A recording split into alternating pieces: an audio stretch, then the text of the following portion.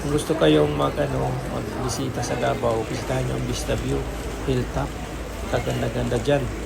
Tingnan nyo lang, yan Vista View Hilltop at Hilltop. Yan. Dito ikot natin ha, ikot. Yan ang ganda dining table na dito sa itaas. Sa itaas ito guys. Yan, ikot ko lang natin ha. Ayan ang view. Makikita mo ang Davao. Madaming tao guys. Masasarap din yung mga pagkain dito. Vista View. Ikotin natin dito. Ayan yung mga kubo-kubo dyan guys. Kung magpaano kayo, dyan kayo magkain. May bayad din yan. Ang bayad niyan, kasi nagtanong ako the last time, 5,000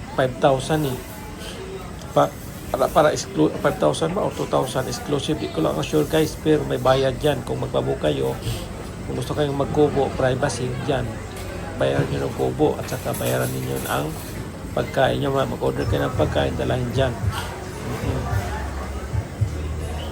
Akala ko ngayon, pagpunta ko dyan ba, dyan sana ako magkain, magkupo. Yun pala, may bayad pala. Kubo, bayaran mo. Plus ang pagkain mo pa, so doble na. Kaya di na ako guys, di na ako nagpakubo-kubo. Dito na ako sa may nila. Doble ng bayad ko, kubo man lang yan. At least nasa ko, kita ko pa ang overlooking ng Davao. Ganyan guys, masarap dito.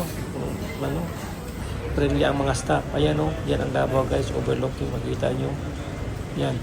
Kita mo yan pag sa gabi, kita mo overlooking talagang Davao. Napakaganda ang view. Ayan So, alam, nataas at nasa taas talaga. Masarap kumain din doon guys. Try nyo guys. Try nyo. Pero ang lang doon guys, kailangan mag-taxi kayo papunta doon.